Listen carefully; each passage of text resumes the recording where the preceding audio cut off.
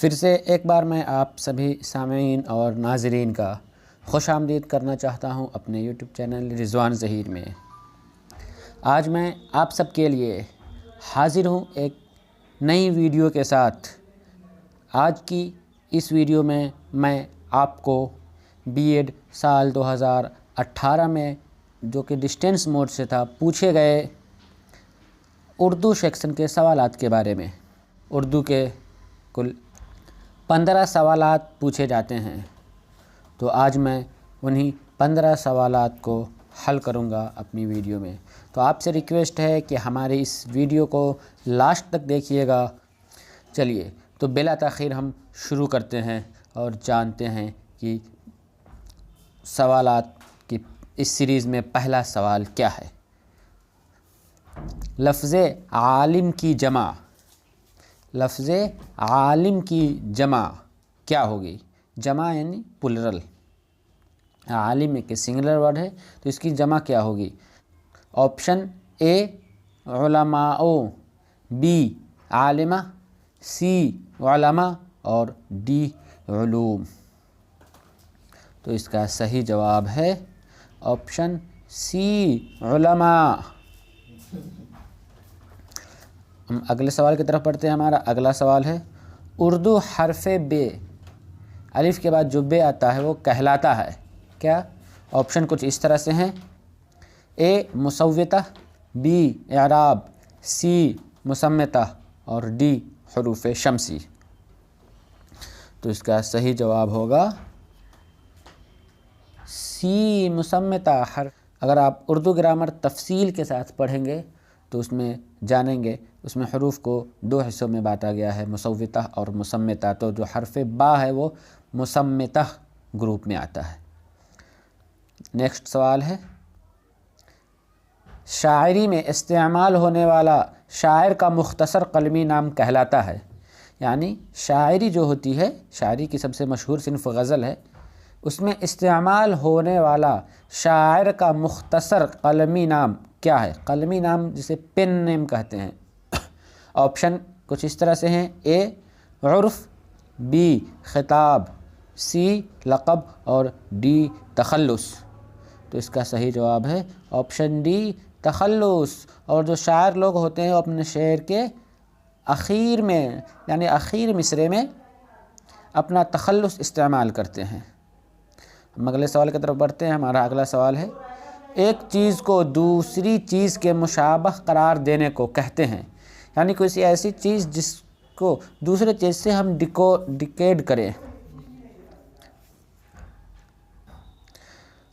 मुशाबह करार देना यानी किसी एक चीज़ को दूसरी चीज़ के बराबर बताना, तो उसे क्या कहते हैं? ये एक शायरी, ये टर्म जो है शायरी में इस्तेमाल होता है।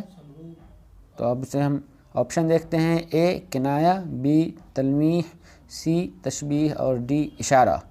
तो इसका सही जवाब है सी तशबीह। यानी शायरी में एक शेर में कई तरह के हम अल्फाज इस्तेमाल करते हैं, तो उनमें से किसी एक के मानी को दूसरी के मानी के लिए हम जब इस्तेमाल करें तो उसे तशबीह करार देते हैं। हम अगले सवाल की तरफ पढ़ते हैं। हमारा अगला सवाल है शब की ज़िद क्या है? शब के मानी रात के होते हैं और उसकी ज़िद यानी उसका उल्टा विलोम क्या होगा? ऑप्शन ए दिन, बी रोज़, सी सुबह और डी यौम। लेकिन हमें ये सवाल ही गलत लग रहा है और ये गलत, आप जो स्क्रीन पर ये सवाल देख रहे हैं शब की ज़िद, ये सवाल गलत है। क्योंकि यहाँ पे अगर आप ज़िद पूछेंगे तो शब यानी रात की ज़िद, रात का उल्टा क्या होगा? तो ऑप्शन ए दिन है, ये भी उल्टा हो जाएगा। उसी तरह बी रोज़, यानी रोज़ दिन को ही रोज़ भी कहते हैं, तो ये भी इसकी शब का उल्टा हो जाएगा। सिर्फ एक सुबह को छोड़ के फिर जब यहाँ ऑप्शन डी में हम यौम पर आएंगे तो ये भी शब यानी रात का उल्टा हो जाएगा दिन। तो ये ऑप्शन ही हम इसे कट करते हैं, ऑप्शन गलत है। नेक्स्ट सवाल की तरफ बढ़ते हैं। यौम की जमा है। ऑप्शन ए यौम माने दिन होता है, मैंने ऊपर ही बताया था। इसकी जमा है ए यौमैन 2 अय्याम, सी यौमा और डी अय्यूम। तो इसका सही जवाब होगा ऑप्शन बी अय्याम, यौम की जमा अय्याम है। अगला सवाल है, 2 हम वज़न मिसरे कहलाते हैं। 2 हम वज़न मिसरे कहलाते हैं। ए काफिया, बी रदीफ, सी शेर और डी बहर। तो इसका सही जवाब क्या होगा? मैं इसे आप लोगों पर छोड़ता हूँ। आप इसका सही जवाब नीचे कमेंट बॉक्स में लिखें, फिर उसके बाद मैं उसकी तस्दीक और तसहीह करूँगा, यानी उसका सही जवाब बताऊँगा। हम अगले सवाल की तरफ बढ़ते हैं। हमारा अगला सवाल है, उर्दू ज़बान के हरूफ तहज्जी की कुल तादाद, यानी उर्दू ज़बान में हरूफ तहज्जी अल्फ़ाबेट जो हैं उनकी कुल संख्या क्या है? ऑप्शन ए 37, बी 35, सी 52 और डी 24। तो यहाँ पर इसका सही जवाब होगा ऑप्शन ए 37, क्योंकि हम उर्दू ज़बान में हरूफ 2 किस्म के होते हैं, एक मुफ़रद और दूसरे मुरक्कब। मुफ़रद कहते हैं जो अकेला है, तनी तनहा हो, और मुरक्कब जो 2 हर्फ से मिल के बड़ा हो। तो जो मुफ़रद हरूफ हैं वो कुल 37 है, और मुरक्कब यानी जो हिंदी ज़बान से आए हुए हैं, जैसे मे महे मिल के महे, बे महे मिल के भे, पे महे मिल के फे बन जाता है, तो ये सभी के सब मुरक्कब कहलाते हैं। तो अगर हम इनको जोड़ेंगे तब जाके मेरा 52 होगा, लेकिन यहाँ पे सिर्फ हरूफ तहज्जी कहा गया है, तो हरूफ तहज्जी की कुल तादाद 37 ही होगी। अगले सवाल की तरफ बढ़ते हैं। हमारा अगला सवाल है, तराना हिंदी के खालिक हैं। तराना हिंदी जिसे जानते, तराना हिंदी सारे जहाँ से अच्छा हिंदुस्तान हमारा को हम तराना हिंदी कहते हैं। उसके खालिक यानी उसकी तख्लीक करने वाले, उसके क्रिएटर कौन है, उसे लिखने वाले कौन है, उस तराना हिंदी के लेखक कौन है? तो उसका सही जवाब होगा ऑप्शन सी इकबाल, अल्लामा इकबाल। और यहाँ और भी अलग ऑप्शन है, ए में हाली, बी चकबस्त और डी जोश। तो ये तीनों के तीनों गलत है, सी सही है। अगले सवाल की तरफ बढ़ते हैं। हमारा अगला सवाल है, आदिल के माना है। आदिल इसके माना है क्या? ऑप्शन ए नाइंसाफ़ी करने वाला, बी फसाद करने वाला, सी दलील करने वाला। यहाँ पे दलील हमें कुछ माने नहीं समझ में आ रहा है, यहाँ पे जलील होना चाहिए, लगता है नुक्ता छूटा हुआ है, और डी इंसाफ करने वाला। तो इसका सही जवाब होगा ऑप्शन डी इंसाफ करने वाला। आदिल जो कि आदिल से बना है, और आदिल के माने इंसाफ होता है। जैसे किसी इंसाफवर बादशाह को, इंसाफ करने वाले बादशाह को आदिल बादशाह कहते हैं। हम अगले सवाल की तरफ बढ़ते हैं। हमारा अगला सवाल है, जुमले के किस हिस्से में गलती है? यानी नीचे एक जुमला लिखा हुआ है और उसको 4 हिस्सों में, अलग अलग 4 हिस्सों में बांटा गया है, तो उसमें किसी एक हिस्से में गलती है। आमतौर पे इंग्लिश में इस तरह के सवाल आपको देखने को मिल जाते हैं, उर्दू में भी यहाँ दिया हुआ है।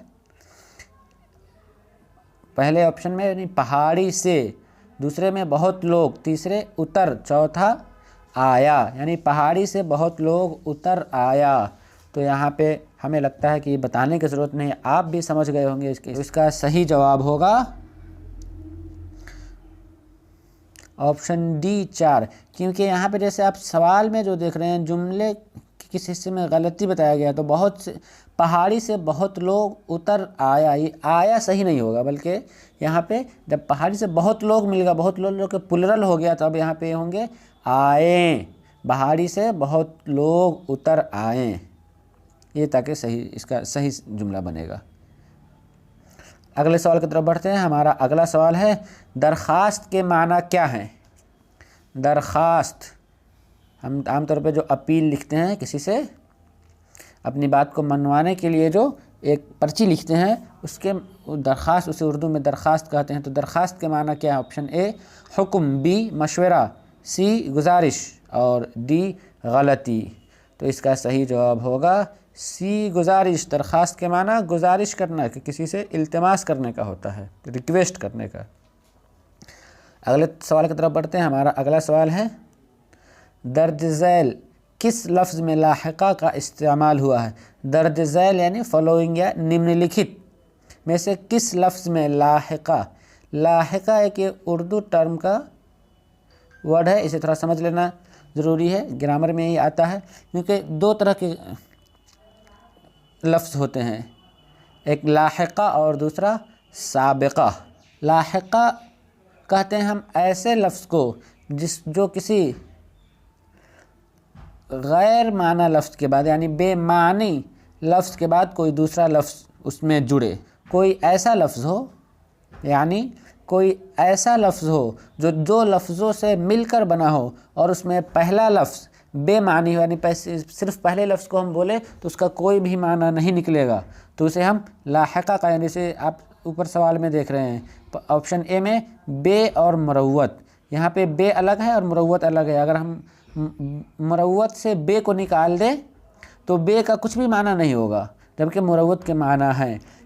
उसी तरह हम ऑप्शन सी में देखेंगे ला हासिल, तो ला अलग है और हासिल अलग है। ला के कुछ भी मानी नहीं है जब तक उसे हम हासिल के साथ नहीं जोड़ दें, यानी किसी बेमाना लफ्ज़ के बाद, मीनिंगलेस वर्ड के बाद कोई मीनिंगफुल वर्ड जुड़े तो उसे हम लाहिक़ा कहेंगे।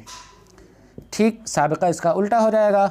जैसे अगर हम किसी मीनिंगफुल वर्ड के बाद मीनिंगलेस वर्ड जोड़ें, जैसे ऑप्शन सी में जो आप देख रहे हैं ख़त और फिर नवेस, तो यहाँ पे ख़त के माना लेटर चिट्ठी और आगे जो जुड़ा हुआ है वो नवेस, ख़त लिखने वाला। तो अगर हम सिर्फ यहाँ पे नवेस को बोलेंगे तो इसका कोई मीनिंग नहीं होगा। तो ये ऐसा लफ्ज़ है जो किसी मीनिंगफुल लफ्ज़ के बाद जुड़ा हो। जब कोई भी उर्दू में दो लफ्ज़ एक मीनिंगफुल लफ्ज़ के बाद मीनिंगलेस वर्ड जुड़े, किसी मानादार लफ्ज़ के साथ गैर माना वाला कोई लफ्ज़ जुड़े तो वो लाहिक़ा कहलाएगा। तो क्वेश्चन नंबर 28 के जवाब में सही आंसर होगा बी, ख़त नवेस। अगले सवाल की तरफ बढ़ते हैं। हमारा अगला सवाल है दर्ज झैल में ज़मीर की निशानदही कीजिए। दर्ज झैल में यानी नीचे जो लिखे हुए हैं उनमें से ज़मीर की निशानदही कीजिए। ज़मीर किसे कहते हैं भाई, यहाँ पे कुछ समझना होगा। ज़मीर कहते हैं प्रोनाउन को,